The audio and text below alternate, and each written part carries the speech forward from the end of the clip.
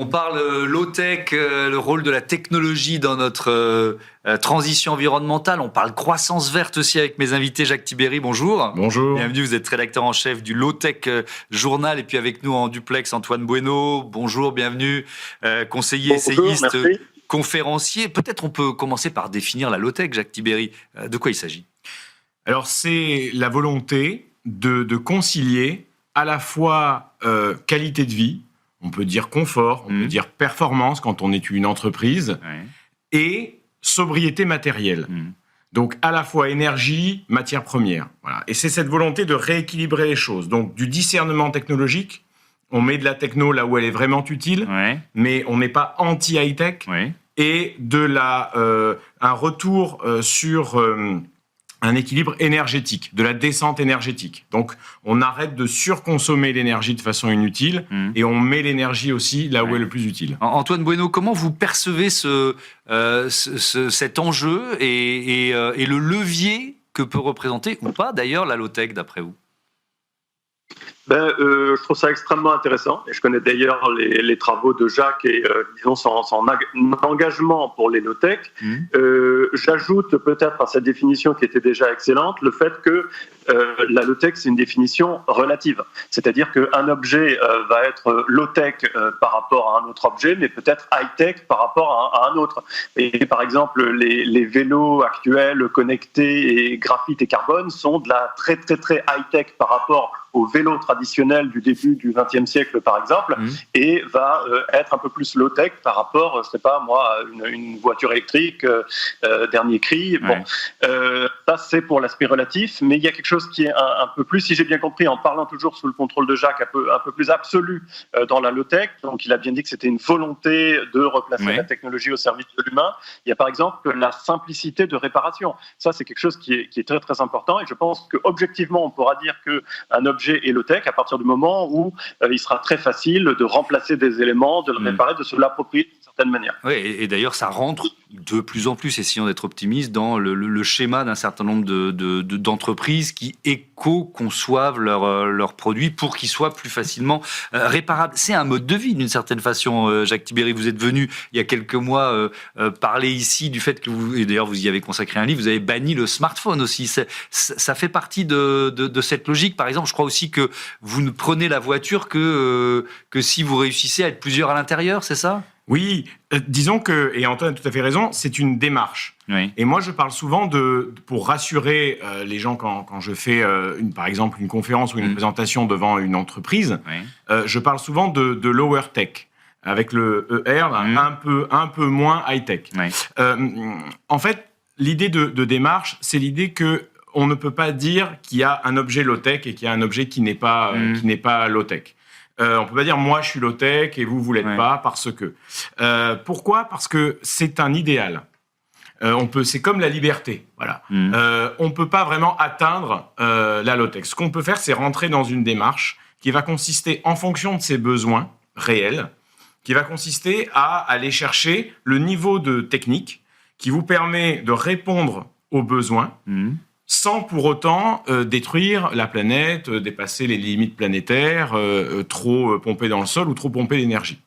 Et donc, c'est vraiment, on dit un science sans conscience n'est que ruine de l'âme, la fameuse. Eh bien là, c'est technologie sans conscience n'est que ruine de la planète. Et là, c'est remettre de la conscience dans la technologie. Antoine Bueno, est-ce que c'est un mode de vie qui est un peu, alors je vais être volontairement caricatural, réservé aux bobos, aux urbains, à ceux qui en ont les moyens. Votre avis là-dessus ?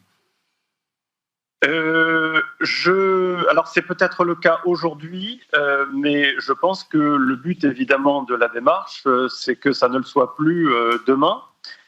La question que vous posez, la grande question, c'est faut-il freiner l'évolution technologique ? Moi, je réponds résolument non, même dans une optique low-tech, et toujours en parlant sous le contrôle de Jacques, mais je vais peut-être vous faire sourire, c'est pas facile de faire simple. Vous connaissez less is more. C'est pas facile de faire de la low-tech. C'est-à-dire que pour un certain nombre d'applications dans lesquelles on est arrivé dans une extrême complexification, arriver à retrouver quelque chose qui ait les mêmes fonctionnalités, qui remplisse les mêmes besoins, mais qui en même temps correspondent à la définition que Jacques a donnée de la low-tech. Aujourd'hui, il y a des esprits extrêmement brillants qui s'y penchent, et d'ailleurs insuffisamment, c'est-à-dire qu'on devrait peut-être, sans doute même, attribuer, je crois que c'est le combat de Jacques, plus de moyens dans cette direction pour arriver justement à produire de nouveaux objets, puis de nouveaux matériaux qui nous permettent de tendre vers cet idéal qui rentre plus globalement dans la tension vers la durabilité et l'économie circulaire. Une économie développée ne pourra jamais être complètement circulaire parce qu'il y a un certain nombre d'usages qui ne permettent pas le recyclage, il y a une dégradation des matériaux et puis il y a aussi des usages dissipatif, mais il faut tendre vers la circularité et je pense que la démarche défendue par Jacques de la low-tech, évidemment, va dans cette direction. Donc, de toute façon, la technologie, que ce soit pour aller vers la low-tech ou vers d'autres applications qui ne pourront pas être low-techisables, elle ne peut en aucun cas être freinée. Vous avez, Jacques Tibéri, un exemple de technologie low-tech, ou AI d'ailleurs, pourquoi pas, qui vient d'émerger ou qui est un peu passé sous les radars et qui justement peut nous donner espoir. Oui, aujourd'hui, vous avez un exemple qui va en plus faire suture avec ce que nous dit Antoine, c'est ce qu'on appelle les vélis. Alors, vous savez probablement pas ce que c'est. C'est un mot qui est inconnu. Ça s'appelle les véhicules légers intermédiaires, ou véhicules électriques légers intermédiaires. Donc aujourd'hui, vous avez des petites voitures, des petits pots de yaourt en plastique qui se baladent dans les rues de Paris. En province aussi, dans les villes qui sont les villes moyennes, vous avez beaucoup ça utilisé par les jeunes pour aller... C'est des véhicules sans permis alors, ce sont des voitures sans permis, mais avec un côté très léger. Ça, c'est ce que vous voyez. Et vous dites, ça, c'est un peu le véhicule du futur, la voiture légère. Eh bien, vous avez un niveau encore plus low-tech, où ce sont des véhicules, en fait, ce sont des vélos électriques. Vous avez un pédalier, et puis vous roulez à 25 km/h. Vous avez une assistance électrique qui est supérieure sur un vélo simple, qu'un vélo simple, mais vous n'avez généralement pas de toit. Et vous pouvez comme ça transporter des courses, transporter vos enfants. On appelle ça quadricycle aussi. Donc ça, c'est un truc qui existe. C'est l'extrême défi, Xtreme défi mené par l'ADEME, qui a développé ça. Il y a eu un salon de l'extrême défi, un salon du Véli qui a été fait à Paris, porte de Versailles. Il y avait très peu de participants, il y a eu très peu de presse. Donc pour l'instant, on est sous les radars. Et moi, mon espoir, c'est que par le design, en fait, on arrive à convaincre les gens que c'est beau. Et juste, je voulais dire, quand on va baisser en technologie, et c'est l'exemple de ces vélos-là où il va falloir se remettre à pédaler pour avancer, quand on descend en technologie, il y a deux choses qui vont remonter, trois choses qui vont remonter. Ça va vous prendre plus de temps, ça va vous prendre plus d'efforts, et ça va vous demander plus de main-d'œuvre, plus d'humains, et donc plus de coûts. Et ce sont ça les trois limites de la low-tech aujourd'hui, c'est que vous ne pouvez pas passer à côté de cette augmentation du temps, de l'effort et du coût et de l'aspect humain. Or aujourd'hui, notre société est orientée vers... Au contraire. Je veux gagner du temps, mais en gagne-t-on vraiment ? Question. Bonne question, faire le moins d'efforts possible. Faire le moins d'efforts, mais il y a une confusion du système aujourd'hui, c'est qu'on confond le moins d'efforts avec la sédentarité. Donc vous avez des phénomènes de sédentarité, des phénomènes d'obésité, etc., qui se développent parce que les gens sont sur leur canapé et qui n'ont plus d'efforts physiques à faire, mais effort, ça veut dire autre chose. Et puis, troisièmement, le coût. Vous cherchez toujours le prix le plus bas.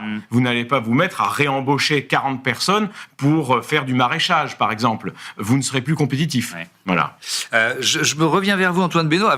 En préparant l'émission, j'ai vu que vous dénoncez un courant de pensée que vous avez baptisé IDC pour idéologie collapso-décroissanciste. Alors déjà, c'est compliqué à prononcer. J'ai réussi. Qui en sont les porte-paroles ? Qu'est-ce que vous dénoncez là ? Alors, je dénonce une voie de l'écologie, voie qui est à la fois VOIE et VOIX, tendant à nous expliquer que nous allons droit dans le mur, c'est-à-dire que notre société thermo-industrielle va de manière inéluctable, et en particulier pour des raisons environnementales, s'effondrer. Alors la voie principale de ce mouvement, c'est quelqu'un que par ailleurs j'apprécie beaucoup humainement, qui s'appelle Pablo Servigne. Et puis par ailleurs, il y a un autre courant, mais qui est complémentaire, puisque un certain nombre de ces gens-là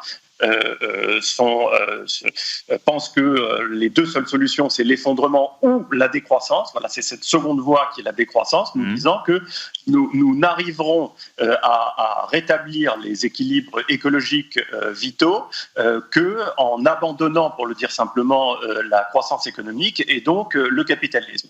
Et moi, je m'inscris en faux radicalement face à ces deux visions. Et d'ailleurs, j'ai consacré un essai pour démonter ou pour contester chacune des deux thèses. Premièrement, contester l'idée que l'effondrement déjà soit bénéfique, puisque l'effondrement serait une abomination, ça veut dire des milliards de morts sur la planète, mais surtout que cet effondrement soit probable.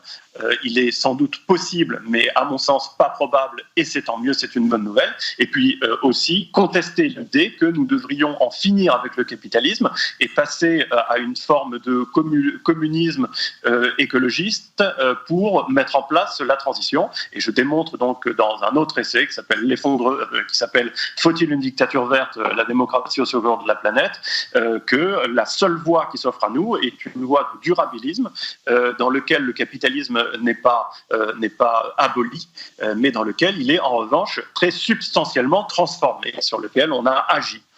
Merci beaucoup. Faut-il une dictature verte? C'est le titre de ce livre, publié chez quel éditeur? Chez Flammarion, les deux. Flammarion. Et votre livre sur le smartphone, c'est quoi déjà le titre? Moi, c'est Je me libère du smartphone chez Dents de Lion. Et ben voilà, on a cité vos deux livres. Merci beaucoup et à bientôt sur Be Smart for Change. On passe à notre rubrique Startup tout de suite.